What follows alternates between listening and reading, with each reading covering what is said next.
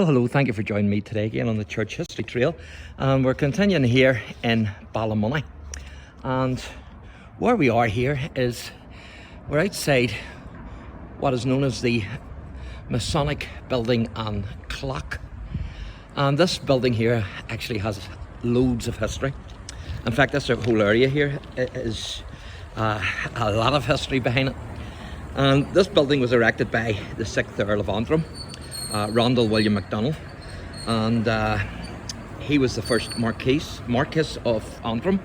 Now, Randall was born in 1749 and he died in 1791. And this building has actually served as a market house, a courthouse, town hall, a place of worship, and a school, as well as various other things. And in 1785, the famous Methodist preacher, the Reverend John Wesley, actually preached in this building. So John Wesley has a connection with this building here and Ballymoney.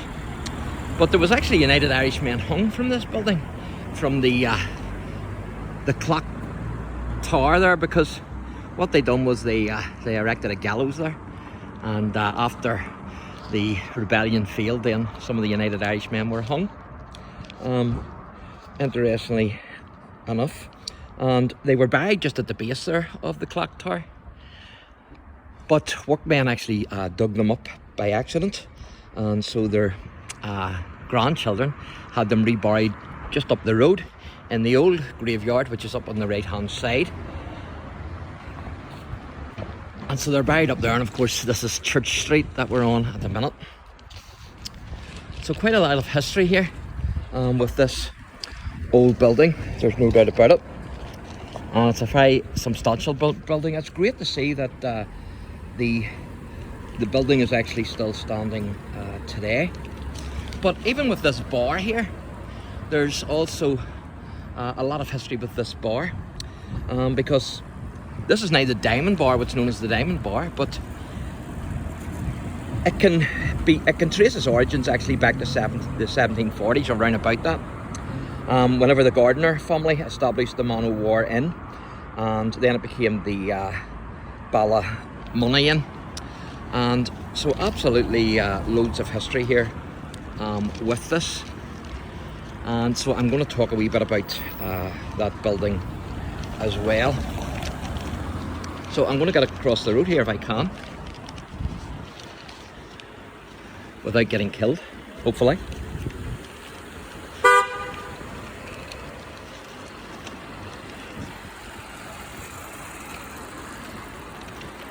So it then became known as the Head Inn.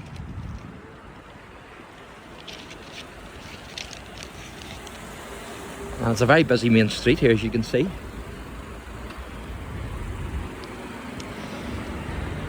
So it became known as the Head Inn. There's a kind person let me across. Thank you.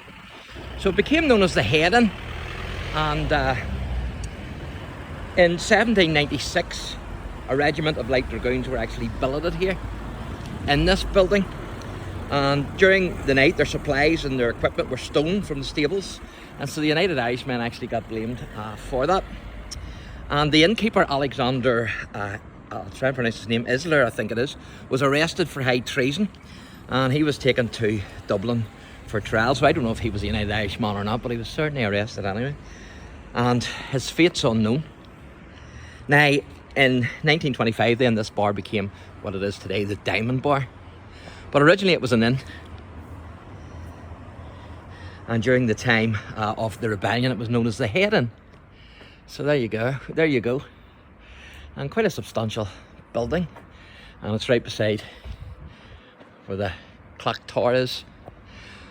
So what happened was, as I say, the yeomanry were billeted here, and the government troops were billeted here, and the United Irishmen were coming up the road to attack the town.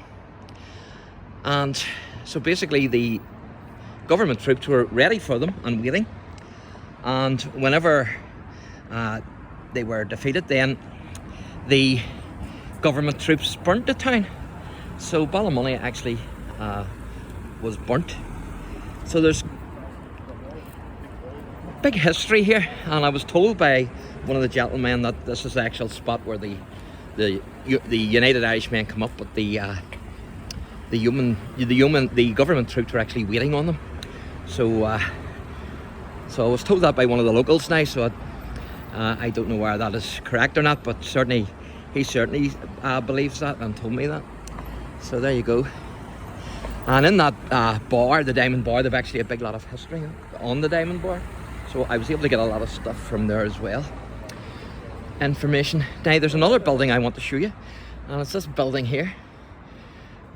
As you can see, it's the Danske Bank. But this building here has a big connection as well with the 1798 rebellion.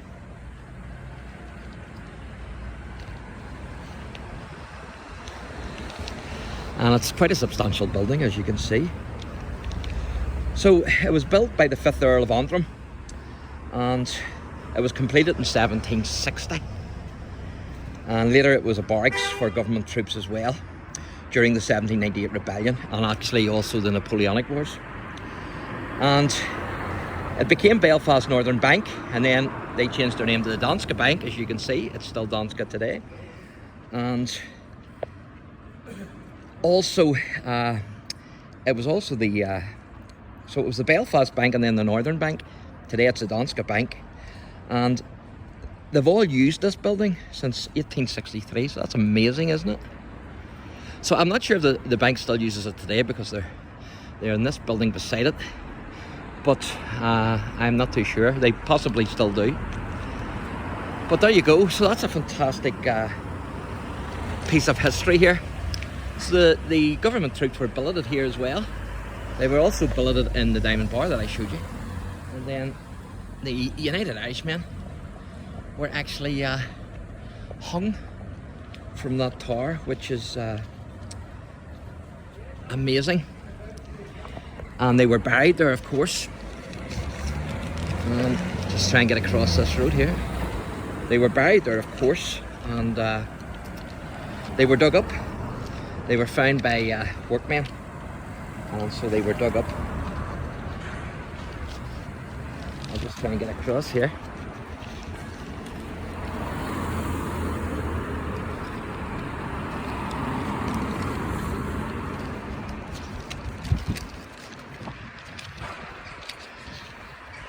And so I was trying to get into the graveyard, but unfortunately it was closed when I arrived.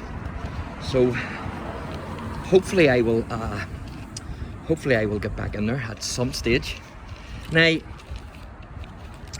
I also want to mention a judge, and that's George Hutchinson. And George Hutchinson is actually buried up in that graveyard. And he died on the 1st of July 1845. He was a magistrate who helped to quell the United Irish Rebellion in this area. And he's thought to have executed many men, including a man called Alexander Gamble. And Alexander Gamble is also buried up in the graveyard. And he died on the 25th of June 1798. And I think he was one of the men actually that was hung here from the tower.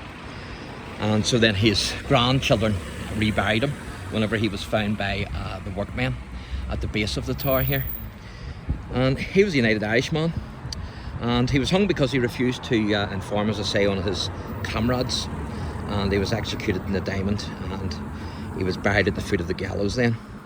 And 85 years later, on the 14th of September 1883, as I say, his body was unearthed by the workmen, and his grandchildren actually reburied his remains in the churchyard. So that's fantastic. So thanks for watching, and God bless.